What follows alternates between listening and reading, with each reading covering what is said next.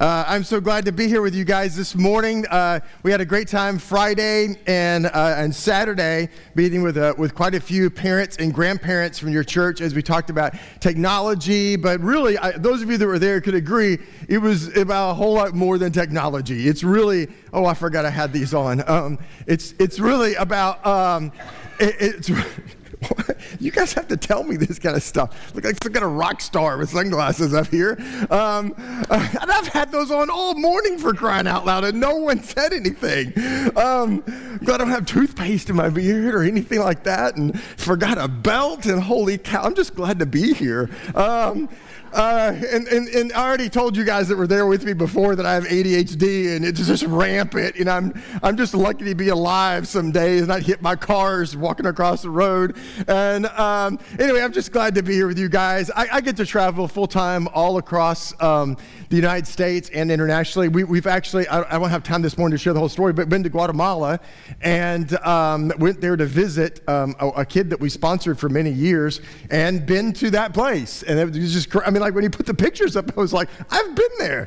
So anyway, we've gotten to go all over the world. But my favorite place to speak is when I get a call to speak in Chattanooga. Because one, I get to sleep in my own bed. I woke up this morning, not in a hotel room. And that's kind of a novel thing, you know? And, but mainly I love it just because, you know, I love it when I get to, you know, I'm at a coffee shop and someone walks up and goes, hey, you were at my kid's school, or, you know, you're doing a PTA thing, or you came and spoke at my church. And it just, you know, it just reminds me, I love my community. I love being in Chattanooga. I think, you know, when I travel, this is what I tell people when I travel all over the world. I'm like, I mean, honestly, I'll be in Seattle or New York City a few months ago, and everywhere I'm going, I'm like, you know, I really believe that God's Spirit is everywhere. But I know that He vacations in Chattanooga. And so, because there's just something special about this place. But this morning, we're gonna finish our weekend together, and I know a lot of you weren't able to be there, but we're gonna continue this discussion about family, and specifically this morning, looking at the idea of legacy, and what does it mean for us to leave a spiritual legacy with our life. And I know I'm speaking primarily to you parents in the room, and there's, you know, most of you in the room as I look at you are parents, but I'm also speaking to you students, you know. I mean, because the reality is you are writing the first chapter right now of what your spiritual legacy is going to be. Like these choices, these decisions, these friendships that you're making right now are the first chapter of your spiritual legacy. And honestly, the first chapter of the book is the most important chapter. It's where we get to meet the main characters. It's where we get to find out about what the plot line is. And we get to decide whether or not we want to read the rest of the book. I mean, did you know that most people stop reading a book by page 50? Like, we know this from the American Library Association, that most people say that they stop reading a book before page 50 because they conclude the book wasn't very compelling. Now, wouldn't it be sad if, like, students, if someone stopped reading your spiritual legacy because it wasn't very compelling? So these points I'm going to be making this morning, they apply to you as well. So, you know, as well as, I know there's a lot of grandparents in the room, a lot of you, you know, professional Christians, you know, like me, you've been around here for a long, long time, right? I mean, I've been going to church since I was 6 days old, because that's what we did back in the 70s. You know, Mom, you gave birth, and then they stick you in your little 6-year-old and a 6-day-old in the nursery to inoculate them, you know, from all the germs. And so, you know, I've been doing this for a long, long time, Troy. You know, we've been in church forever. We're professionals at this, right? And so what happens is, those of us who have been around for a long, long time, we come to church on Sunday mornings, and Troy introduces the passage, and we're like, oh yeah, I know this story. Click, and we shut our brains off, and we close our hearts, and we're just waiting for the Cracker Barrel afterwards, right? And so what I'm asking this morning is just maybe, you know, those of you, Paul, I know you've been around for a long time, right? You know, so I can see it. So, you know, just maybe let's just keep our eyes open, our hearts alert, because maybe God wants to show us something different in a passage that we've probably heard several times before, okay? I mean, it's not like I got something new to teach. It's been around for thousands of years, yes? Okay, so anyway, you know, there's Here's my family. Is my family up here? Yeah, they are. My wife is at our church this morning. Sometimes people ask, "Why isn't your wife here?" Well, because we go to church, and I don't pay her to come follow me around. She's not my groupie, so she's at our church this morning, and we attend the Mission Red Bank right across the river over on the North Shore, and we've been married for 33 years, and we have 2 kiddos.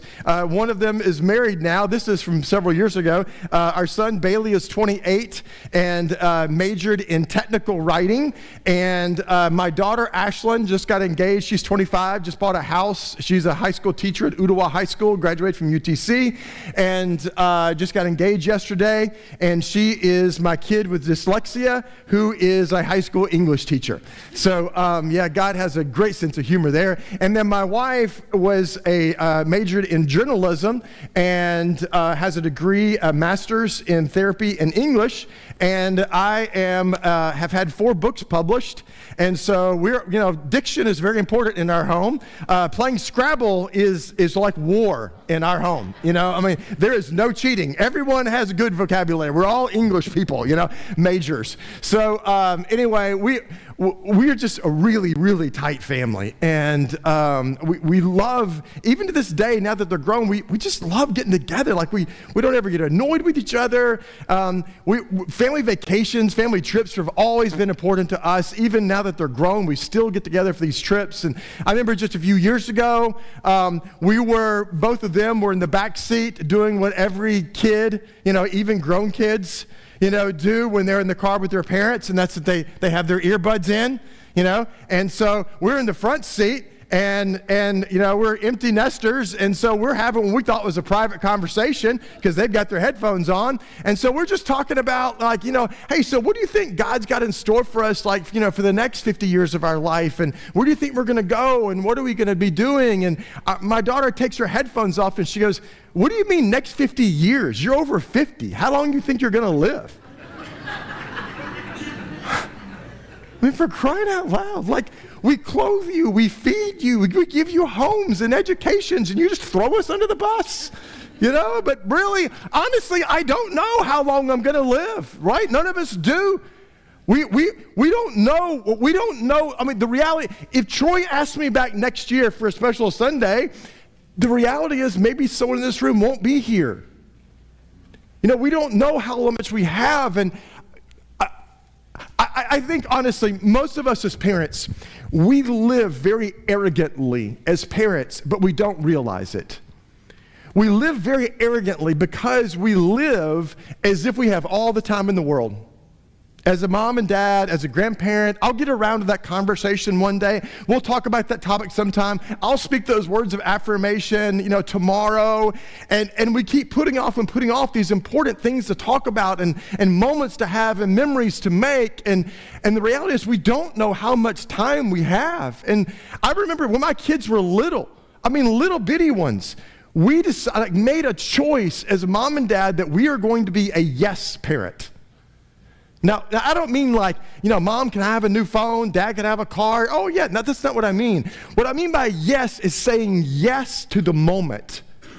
So, on the way home from ballet, when my daughter would say, "Hey, Dad, can we stop and get a smoothie?" Yes, I would love to get a smoothie with you. "Hey, Dad, can we go see the movie tonight?" Yes, I would love to go see the movie with you. And I don't care about the smoothie. I don't care about the movie. What I want the time. Because I know if I spend $5 on a smoothie, I get 30-minute conversation.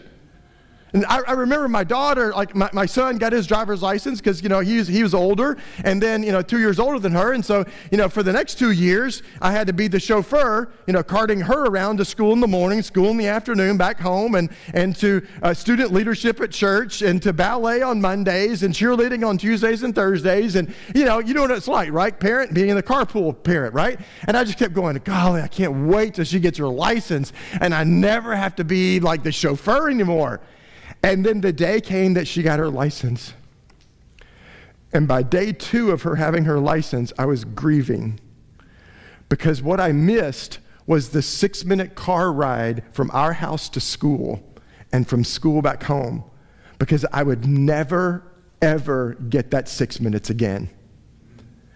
And guys, we have got to be willing to set aside the other things, set aside the other stuff for the possibility of leaving a legacy, for the possibility of having a conversation, for having eye contact, for having the right touches with our kids, because we don't know how much time we have. And one of our spiritual forefathers, I know he was very attuned, because he lets us know about this, he was very attuned to his mortality. And he was so attuned to it that he decided, I need to get everyone together to have one more conversation with them, because I've been told by God himself that my days are done. And we know his story because he was living off in the wilderness, like raising sheep or something, chasing animals around, and God came to him and said, hey, I want you to go to Pharaoh. Now see, just as soon as I said that, Paul, you're like, oh, I know where he's going with this one, click, and you want to shut your brain off, right? And because you think you know what I'm going to say, and so just keep it open, all right, brother? And so anyway, he goes to Pharaoh and says, I want you to tell him to let my people go, and so he does, and after 9 times, no, finally Pharaoh says, okay, you guys get on out of here. And so now about 5-something million of them start trekking across the desert, and they get to this sea, this Red Sea, and he raises his staff, and God splits the sea, and they go across on dry land, and then they forget who God is. And so then God comes to him and says, hey, Moses. So you already knew who I was talking about, right? Didn't you? I knew you did. And so he says, hey, Moses, come meet with me. And so God comes to meet with Moses, and he says, okay, plan B. Plan B is this. Forget plan A. You guys messed up plan A. You forgot who I was already. I already did all these miracles, and you already forgot who I am. How'd that happen? So now plan B. Plan B is going to be this. Be sure to go back and tell all the parents and grandparents they're going to die. All right, that's a great sermon right there, isn't it? Maybe preach that one next Sunday. You're all going to die. So he goes, go tell all the parents and grandparents that they're going to die, and for the next 40 years, all of their kids are going to roam around in the wilderness, and we're going to let them get reacquainted with who I am. And then we'll go to the promised land. So now it's at the end of his days. At the end of these 40 years, and Moses gets all the people together, and he's going to have one last conversation. He gets to have one last moment, because at least he knows when his yes moment is. He's been notified his day is done. None of us know when that is. And so when you get those opportunities, say yes. I remember my daughter, the week before she left for college, she's my kid who... she's a very precocious, very adventurous kid, but she's also an early to bed kid. I mean, even when she was young, she would put herself to bed. And she was like the one that, by 9 o'clock at night in high school, she's going to bed. Like on a Friday night, one night, I'm walking by her bedroom, and the light was off at 9:15. And I walk in, I was like, what are you doing? And she goes, I'm going to sleep. I was like, holy cow, you're 17. You should be out causing mayhem. What are you doing in bed, And so anyway, it's like 11 o'clock at night, and I'm it's a week before she leaves for college, and I'm in the kitchen, cleaning up the kitchen, because I'm the night owl. I'm up to 1 or 2 in the morning every single night of my life. And so, and I'm cleaning up the kitchen, and I hear this voice behind me. And she goes, hey, Dad. And I said, yes, sweetie? And she goes, can we talk for a minute? Yes, I would love to talk with you. And the two of us sat at the kitchen table, and she just started talking. And she talked and she talked and talked for more than an hour. I don't even know what she talked about, because to be honest, I don't even know if I heard all of her words, because the whole time she was talking, I was praying. And I'm just looking her in the eyes, but I'm just praying, and my prayer was very simple. God, please don't let her stop talking. I just want this moment, because I don't know how many more of these moments I get. And I want to be in it with her.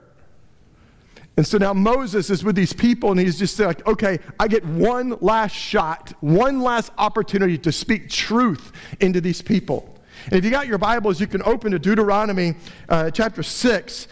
Just in full disclosure, in case anyone wants to come up and ask me later, because it's happened many times before, I do have my personal Bible up here with me, but I'm going to be reading out of my phone. And it's because this text is written for people with good vision, okay? And I refuse to get a Bible like Paul has, because I know Paul has probably got, his Bible is probably this big with like the font is size 87, and his age probably. And I refuse to do that. I refuse to do that, and so I can use my phone and blow it up really big, okay? So I'm just letting you know in case someone comes up, because it happens, all right? So here's the deal. We're going to be camping out in his last conversation he gets to have with these people. And the crux of it is in Deuteronomy 6, but he starts off in Deuteronomy 4, and he says this in Deuteronomy 4, verse 9. He says, only be careful. Like, be careful. Like, I love this. He starts this whole conversation off with these people by going, hey, be careful. It's like a mom saying, hey, look at me, you know? And he's trying to get their attention right off the bat. And he goes, only be careful and watch yourselves closely so you don't forget the things that your eyes have seen. Now remember, these people he's speaking to, how old were they when they started this journey together? This is not a trick question. They were just little kids, right? They were little tykes, and now their parents and grandparents, the last two generations are gone. And he says, don't forget the things that your eyes have seen, because now they are parents and grandparents. And he's trying to get them to remember all the things that they've experienced with God over the last 40 plus years. And what he does through chapter 4 and 5 is he takes them through sort of a top 10 hits of their time with God over the last 4 decades. It's as if Moses says, hey, you remember, don't you? Like, you remember that time that we thought we were going to die and we were standing in front of the Red Sea, and you were like 7, right? You remember that? And I stood up and I held up my staff and God split the sea because God was trying to teach us that he's our deliverer. You remember that, don't you? Hey, you remember that time when you were like 5 and we were starving and didn't have food, and I stopped and I prayed? And God provided this manna from heaven from us because he was trying to teach us that he's our provider. Hey, you remember that time when you're like 9 and we were lost and we were afraid and didn't know the way to go, and I stopped and I prayed, which, do you see a pattern here, by the way? I stopped and I prayed, and God provided this pillar of fire at night and this cloud during the day because he was trying to teach us that he is our deliverer, he is our shepherd, he is our provider, and he reminds them of time after time after time of the things that they've learned about God. And now Moses says, the first thing he says to them in his last conversation is, don't forget the things that your eyes have seen. Now listen, I know that there is a group of people in here who are the most influential people in this church. And I promise you probably don't even know it. And it's not Bryce, it's not Troy, it's not your children's staff, it's not all the volunteers that you have. It's not all those people. It's not the young families around here and young parents. You know, I know I was picking on Paul for quite a bit this morning, but I promise the people who are most influential in this church, it's all of you people with gray hair. I really mean this. And the reason why you have more influence is because you have lived it. You have witnessed it for the last 40 plus years. You've seen God's provision to this fellowship of believers. You've seen God show up over and over again in this city and in our community. You've seen it in generations within this church and in your family. See, you know what your most important spiritual tool in your arsenal is besides God's word? It's your story. It's your story is the most powerful thing that you can share with anyone. It's how people know that God's legit. It's like, you know, when you're sitting down and talking with someone and they're talking about how bad things are and how hard things are, and you say, oh, no, let me tell you. I remember about 7 years ago when the economy took a turn and all of a sudden our company shut down and I lost my job and I didn't know what we were going to do, and we got behind on the mortgage, and then my wife and I started bickering and fighting, and we just started praying, and then God showed up and just brought renewal to our marriage and got me a new job, and my kids are here at church with me now. What is someone going to say to that? Nuh-uh. It's your story, right? No one gets to argue with your story. Mom, dad, grandparents, it's time to share your story. We don't know how much time we have, especially grandma. Any grandmas in here, right? You've earned the right to be heard. Yes, sister? I mean, no one says no to grandma. Like, this is what you should do this week. If your grandkids live in this community, just call them up and say, hey, Tuesday, I'm picking you up from school, right? And we're going to go have coffee and we're going to talk. and just share some stories. When my kids were little, like young, like little, you guys kids' age, I had to train them how to have conversations with their grandparents, because we don't multiple generations don't get together very much anymore except the holidays. So I would say to my kids, now when we get to Grandma and Grandpa's house and Mimi and Granddad's house, you're going to leave all the screens in the car so we can have the possibility of a conversation, right? And then I would call my mom and dad, and I would say, now listen, I know you got to get the mashed potatoes and the turkey and everything else finished, but I've told your grandkids to ask you some questions. So they're going to ask you about Christmas when you were little. They're going to ask you about Easter when you were a little girl. And I want you to share some stories, because we don't know how much time we have. I remember it was 9 years ago. At 5:32 a.m., I get a call from a 911 operator, and she says, "Is this Brian?" And I said, "Yes, ma'am." And she said, "You need to get to the hospital. There is an emergency with your dad." And so I start getting dressed, and my wife said, what happened? And I said, "Well, they don't say it on the phone, but I just already feel it. I'm pretty sure my dad's gone." So I get in the car and I start driving the 35 minutes to the next town over. We lived in Memphis, to where my mom, and I called her, and she was like, just go to the hospital. We're already on the way there. And I walk in the ER, and my mom is in the room, and my dad's body is there, and his spirit is already with the Lord. And as soon as I walked in the room and I saw my dad, my very first thought was this: there will be no more stories. The season for stories is over. Everything that I needed to know, or I needed to be able to learn, I hope I got it, because the time for stories is gone. And so I encourage you, watch yourselves closely. The things that you've learned. Look what he says about these things. He says, teach them to your children and to your children after them. Now remember, these people were little kids when they came out of Egypt, and he's saying that take these things that you learned, that you witnessed for the last 40 years when you were a kid and then a teenager and a young adult, and then you became a parent and a grandparent, and he says, now teach them to your children and to your grandchildren. He's talking about the possibility of 5 generations of your spiritual family tree that could be impacted for eternity just by sharing the things that God has taught you from his spirit and his word. That's incredible. We're talking about eternity being changed, guys, just by sharing the truths of God with our children and grandchildren. But you want to know how to change your school, guys? It's not by more education. It's not by greater sports complexes. It's not even by having like your church give lots of money to the community. The way to change your school is just by sharing your story. Sharing how God has made himself real to you in your life as a teenager. That's when schools are changed. So then he moves on, and this is where we're going to camp out this morning, because this was just the introduction, by the way. So this is where we're going to camp out this morning is in Deuteronomy chapter 6. And there's three points I want to make to you this morning of how we can leave a spiritual legacy in our life. Look in Deuteronomy chapter 6, starting in verse 4, and we're going to quickly go through these. Starting in verse 4. He says, "Hear, O Israel, the Lord our God, the Lord is one. Love the Lord your God with all of your heart and all of your soul and all of your strength. These commands that I give you today are to be upon your heart. Impress them on your children. Talk about them when you sit at home, when you walk along the road, when you lie down, and when you get up. Tie them as symbols on your hands and bind them on your foreheads. Write them on the doorframes of your houses and on your gates." So these 3 principles I want to share with you this morning are this. Number 1 is that if you want to leave a spiritual legacy with your life, not just leave later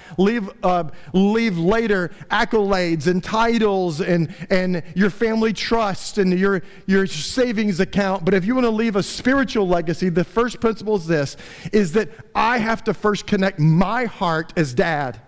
I got to connect my heart to God's heart. As mom, I got to be connected to God first before I ever try to lead my family. He says it this way. He says, love the Lord your God with all of your heart, all of your soul, all of your strength. I love it that Moses, he's speaking very poetically there, almost like the bard, almost like Shakespeare. He's using these almost like romantic words. Love God with all of your heart, all of your soul, all of your strength. What does that even mean?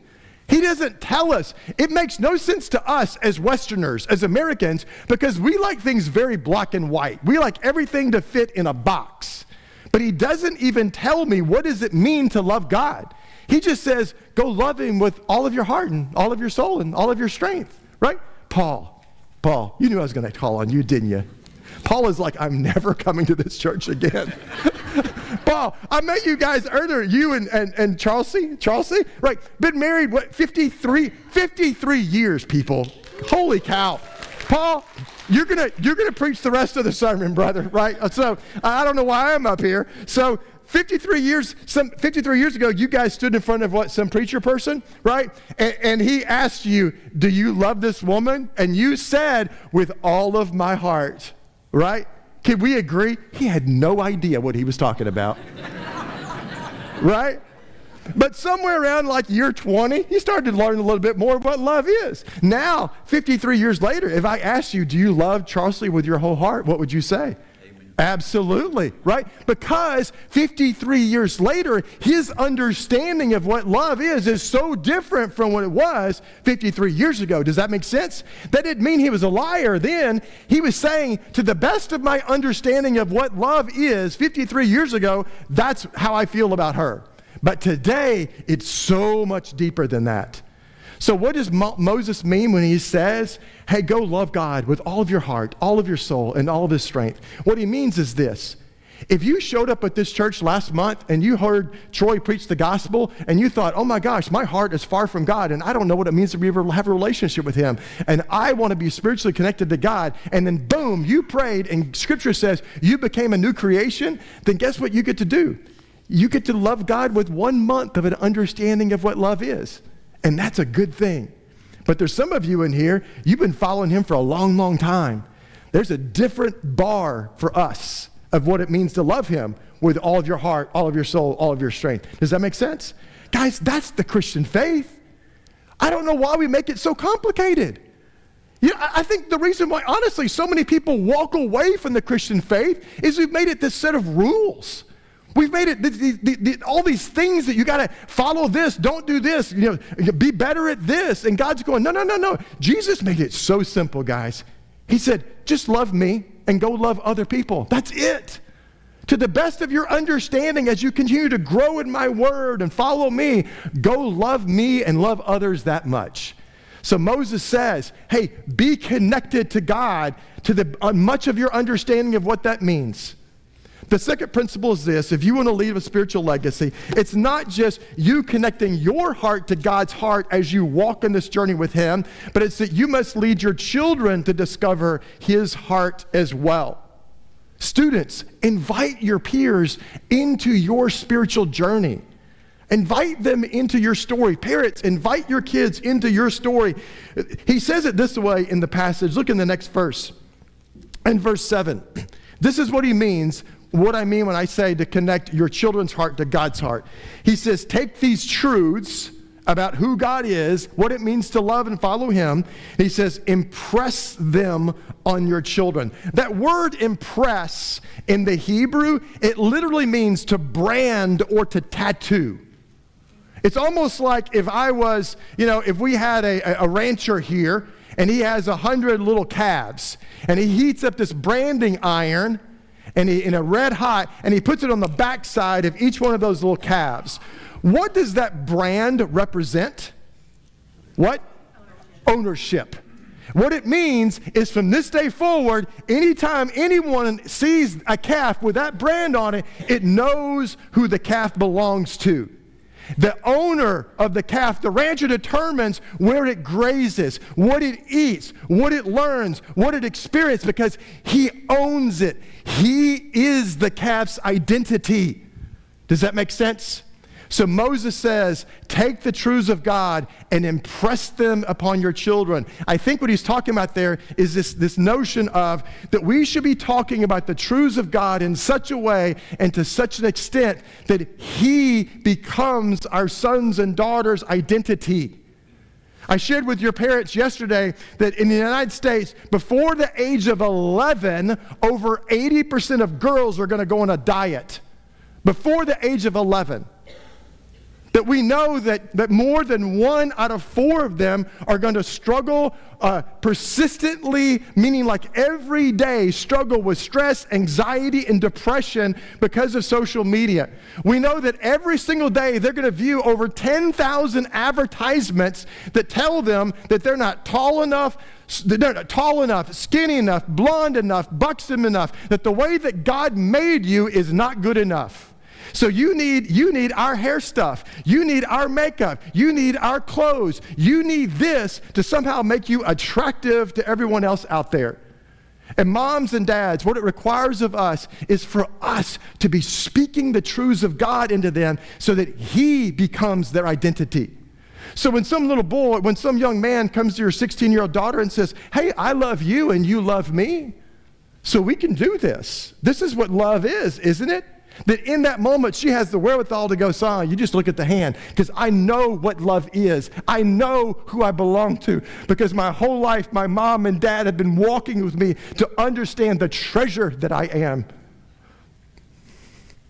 You know, I don't mean this to sound silly, and I love trying to understand like these vagaries in Scripture, these poetic words in Scripture, and try to figure out what does this really mean for us as human beings. And in the Old Testament, in Proverbs, it says, or in the Psalms, it says, you are fearfully and wonderfully made. Yes, you know this? You are fearfully and wonderfully made. Do you know what that word fearful literally means?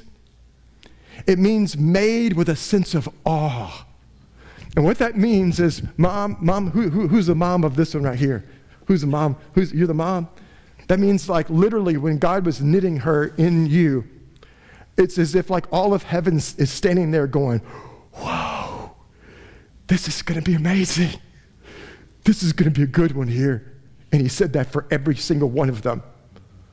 And how dare our sons and daughters who are made with a sense of awe be led away by some false notion of who they should be.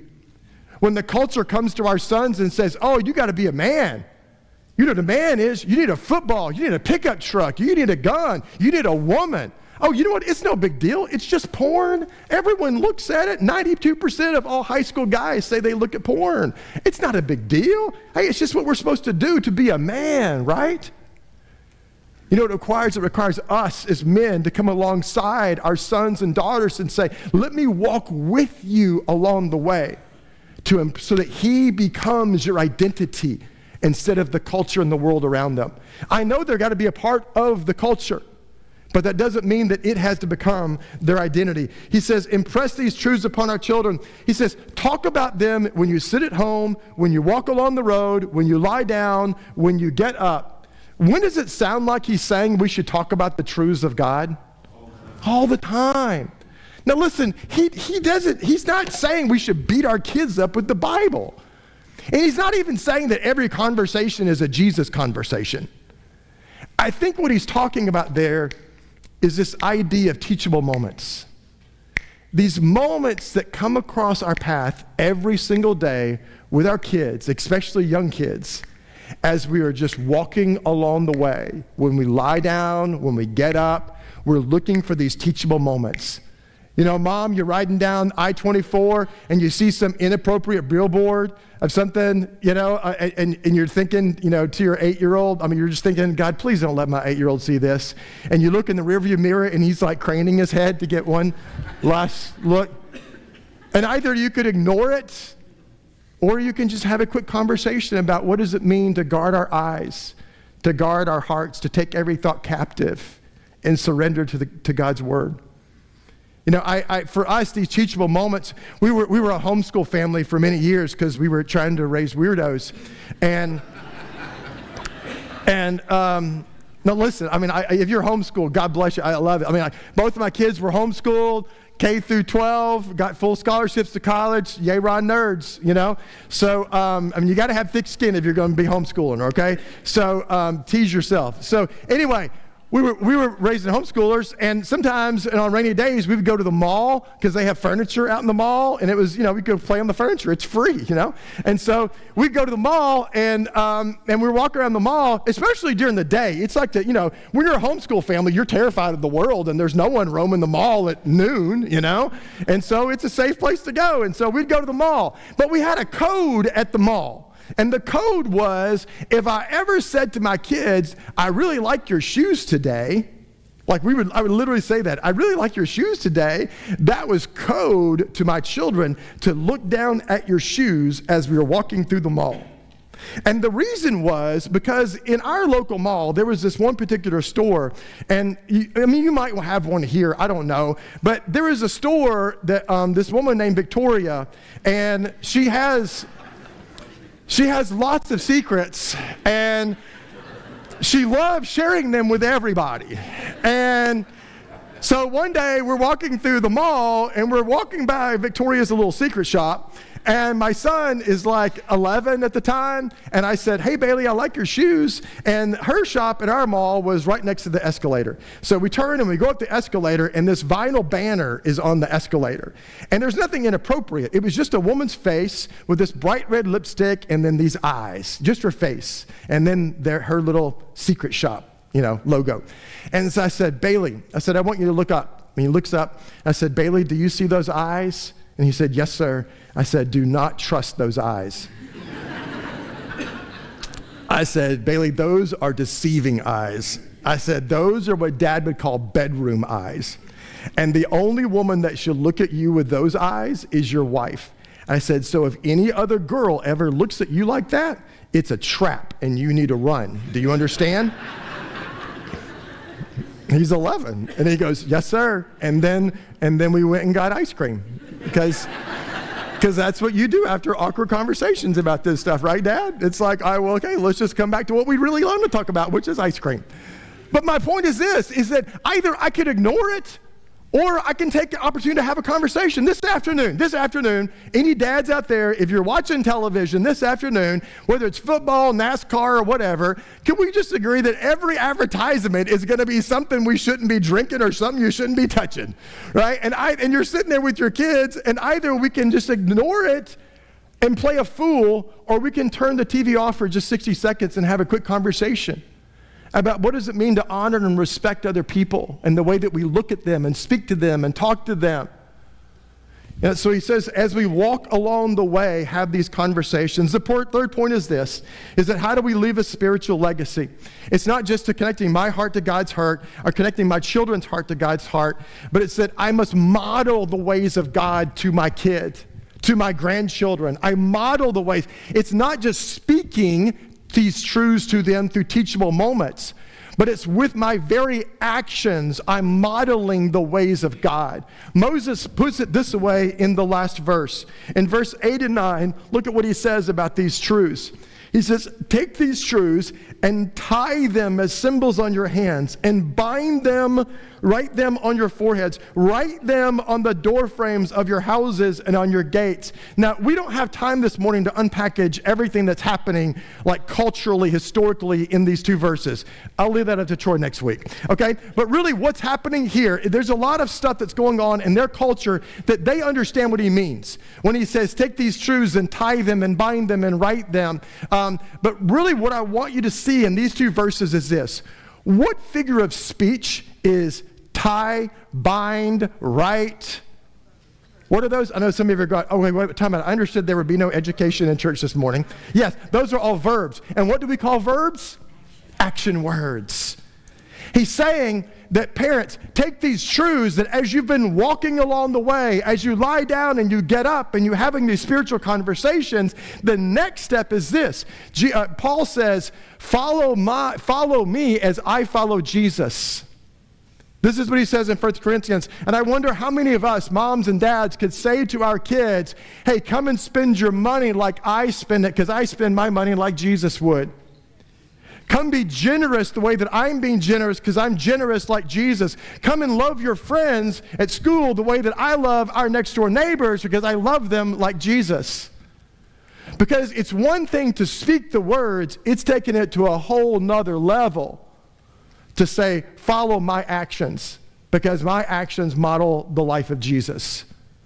So he's saying, take these truths and tie them, bind them, write them. He's saying, watch what it is that I do.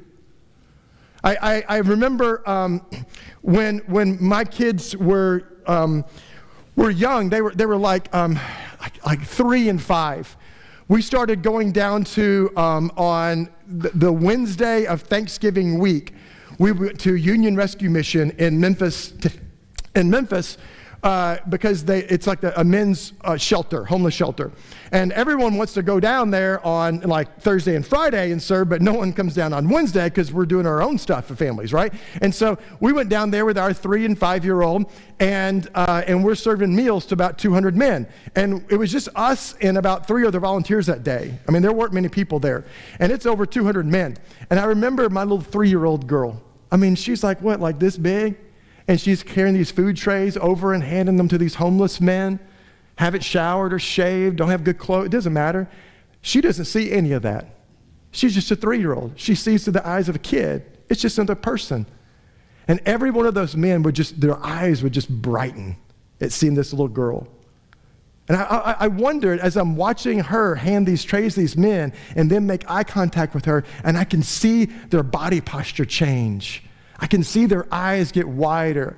And I sit there and watch this, just thought, I wonder what story is going through his mind right now. What memory is he having from his past that he's connecting with in his heart as he's seeing my little girl in this innocence in this moment? And so what happened was, every Thanksgiving after that, we would go down to Union Rescue Mission as a family as they got older and older. My son, when he went to college, he came home his freshman year. He came home for Thanksgiving week. When he walked in the door, in the first 5 minutes, he goes, "Hey, Dad, are we going to Union Rescue Mission tomorrow?" Now, the reason why he did that is it became part of his identity to serve God, to serve others by serving God. Do you see this? It was one thing to say, hey, yeah, go do this. It's another thing to say, I'm going to model it by our whole family is going to serve together. Like, what if this next year at VBS, instead of sending your teenagers or your kids, what if your whole family volunteers in a classroom together? What if your whole family goes down to the mission? What if your whole family, goes to Guatemala this next year? That's what we did. Our whole family went to Guatemala. We didn't know anyone in Guatemala except the little boy that we sponsored with Compassion International. And so I called Compassion International, and then I called the Baptist Association in Guatemala and said, is there someone we can stay with for a few days? We'd like to come to Guatemala, and we'll be glad to serve you and help you in any way, but we also want to meet this kid that we sponsored. And we go down there, and we call Compassion. Are you guys familiar with Compassion International? Where you get to sponsor a child. It costs like $32 a month, and you sponsor this kid. And if you sponsor a kid, that means they get 2 meals a day. They get school clothes. They get school supplies. They get a home. They get all this stuff, is for them just for $32 a month. And so we started sponsoring Oswaldo when he was about 5 years old, when he and my daughter were the same height and same weight. And then we kept getting these pictures, but you can't tell from the pictures anything other than this kid. And we see him growing, but then we get to go see him when my daughter is like 12, and now he's 12. And we get there, and my daughter is like 8 inches taller than him, because they're all black bean babies. Like, this is what they consist of. Their diet is basically like what fish they can find, and then black beans. That's it. And so, it's a very nutritious void diet. And so we get there, and I called Compassion and said, hey, could we come visit them? And he was like, they said, yes, you can go visit them, but you have to pay for him and his mother and his teacher and a translator they have to take 3 buses to get from their small little fishing village 4 hours away or 5 hours away and get to Guatemala City. They've never been out of their village before. None of them have been out of the village. And now they're going to take 3 buses to come see us, right? And we meet in Guatemala City at this little children's museum, and then stayed overnight at the Baptist Association. You guys probably stayed there, they're in town. And anyway, I was like, they said, you got to pay for this, you got to pay for their meals, and you got to pay for them overnight housing for them that evening. And I was like, okay, well, how much does all that cost for 4 people? And she said, it'll be $62.50. Are you kidding me? Like, we can't go to Cracker Barrel, the 4 of us, for that. And so we go down there and we meet him and my kids. We spent like 3 days. We bought all these cooking supplies and towels and sheets and clothes and soccer balls and Lego and all this stuff. And we're sitting there eating at this little place. It's called, like, I think, Pollo Campero. I mean, like good chicken or something. And so we're sitting there eating this little chicken place. And it's just like a biscuit and a little 2 pieces of chicken, each of us. And we're talking, and the mother is speaking to the translator, saying something, and I leaned over and I said, hey, can you tell me what she's saying? And she goes, yeah. She said, this is the first meat that they've had in 3 months. And I was like, okay, kids, stop eating. I was like, here, just take it all. We'll buy the whole place out. I mean, I'll tell you what you want to do, right? It's just like, it just feels so overwhelming that this is their reality, and we get to get back on a plane and go home back to this, you know?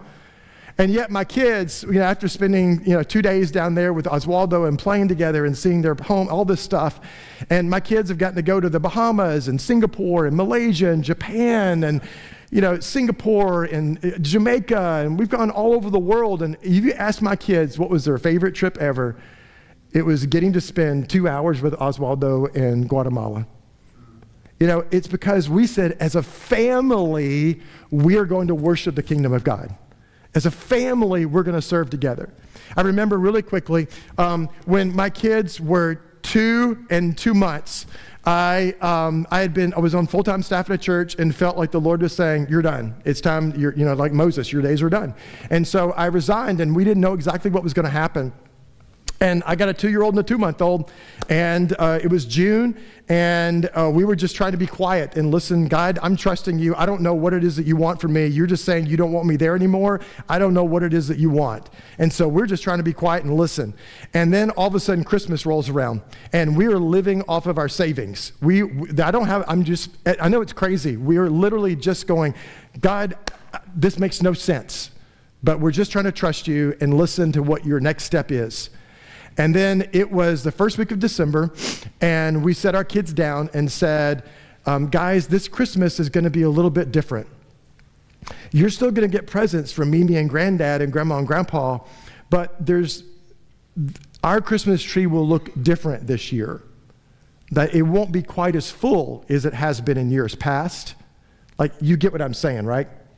Because I don't have a job, and we don't have money. Like, we're living off of commodity food, trying to just trust God now. After leaving a $65,000 salary plus housing and all that, it makes no sense.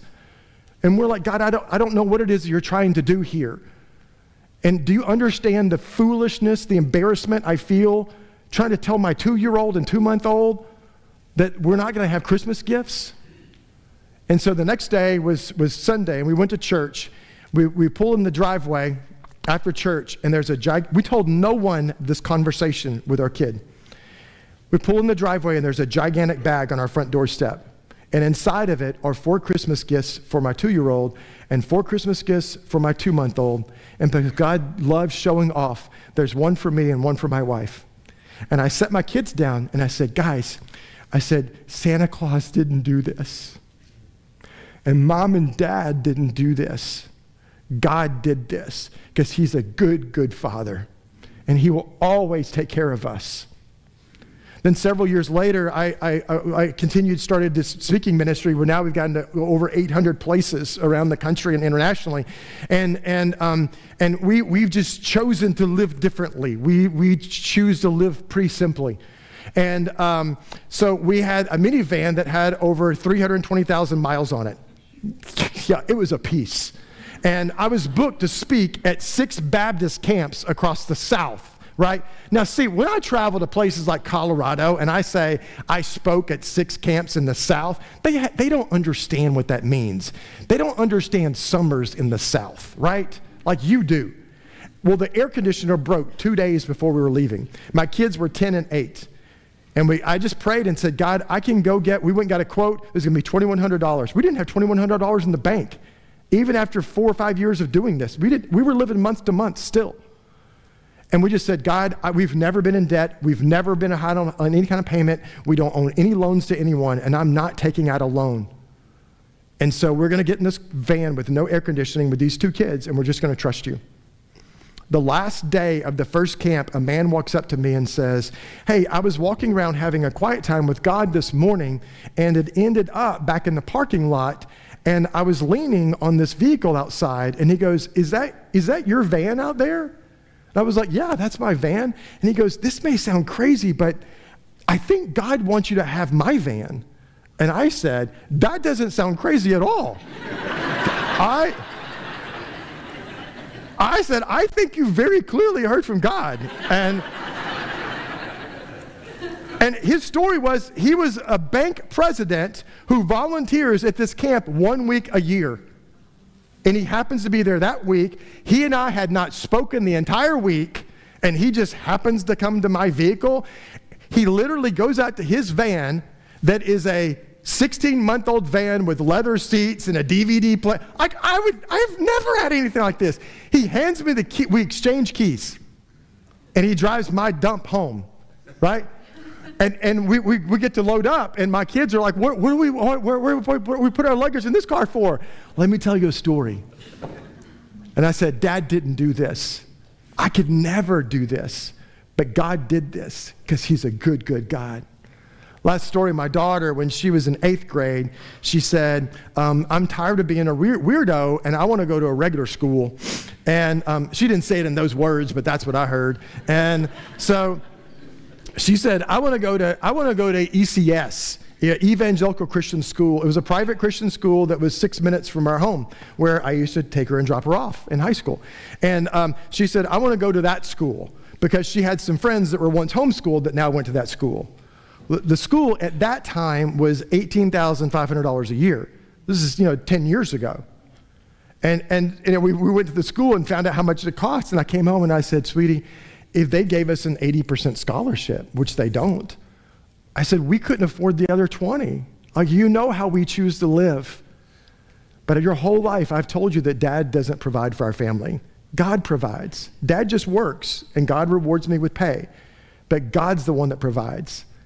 I'm telling you, one of my favorite seasons of life was the last season of her 8th grade year, and hearing her in our morning prayer times as a family, because we prayed Monday through Friday in the mornings as a family, just real simple prayers, and hearing my 13, 14-year-old just praying, God, I'm not trying to be selfish, but if you can make this possible, I would really like to go to the school, and I don't know how can happen, but I would really like this opportunity if you could just make this possible for me.